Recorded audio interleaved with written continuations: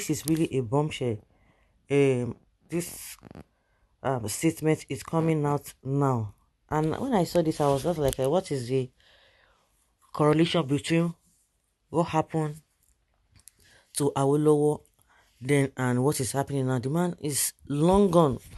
Well, that is why history is very, very good, because a lot of disjointed story here and there. So it's always good for us to go back, because what we are experiencing now and that we are encountering a lot of problems is that a lot of propaganda here and there, disjointed is a history, and which has led to misinterpretations, and which is has brought about hatred, uh, division, ethnic bigotry, and what have you. Why my presidential ambition failed? Because a lot of people, this one will blame this one, this one will blame this one. It's as a result of what happened before. Some people are still carrying that grudge up to today. Having suffered several cycles of electoral defeat, Chief Obafemi Awolowo never realized his lifelong aspiration to lead Nigeria. In the twilight of his life, he granted an interesting and wide-ranging interview to the Nigerian philosopher Professor Moses Akinola Makinde, in which he reflected on his political career and lamented the failure of his long-standing presidential ambition. In 1959, during the election that was to usher in independence in 1960, I embarked on an elaborate campaign in the north. I don't know how old you were at that time. I was using a helicopter to campaign in every nook and corner of the north. The most important aspect of the campaign of the action group was free education, life, more abundance for the generality of the people, and so on. Our manifesto was centered on the development of man. We worked so hard that the Sardauna of Kano, Ahmadu Bello, was forced to come out to campaign, a thing he was never used to. My hope at that time was to liberate the North from illiteracy, which this guy will be talking about poverty. What is this? Peter Obi, they will say, oh, don't say that. Of course, because they just want to nail him, but they know that that is the reality. Was to liberate the North from illiteracy, ignorance, and the rankadede mentality of the less privileged majority, and it's still prevalent in this dispensation. So this thing, he don't say all this illiteracy, ignorance, and this rankadede mentality among the North is still there, still very much there. They've not shifted ground.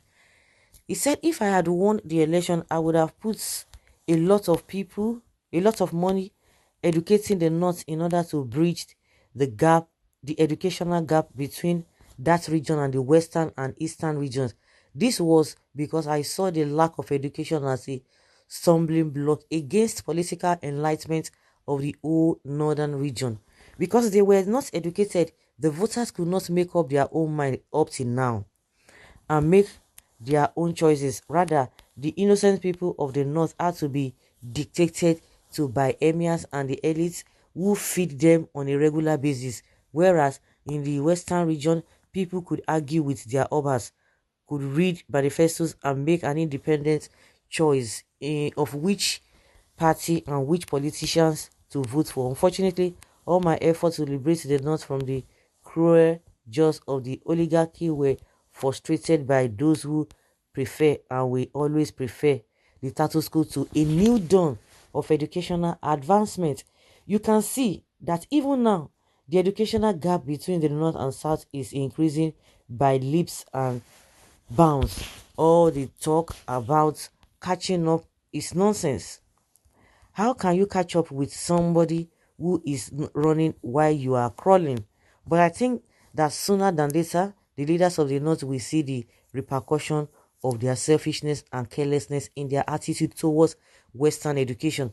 But the time will be too late, and if they don't regret it for blame themselves for lack of foresight, the Northern youth may ask their leaders some questions when they see the rates of development that goes with education in many parts of southern Nigeria.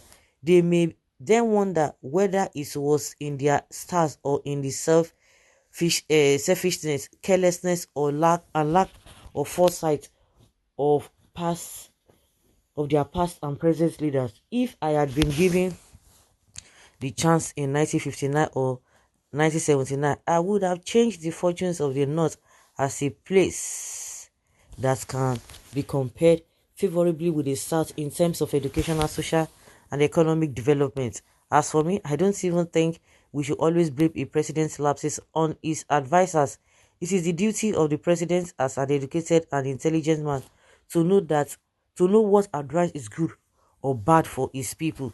If he consider the advice just and a public good and of public good, he will take it as himself would have calculated the consequences of such an action. What is more, he should be able to use his own discretion as Mr. President.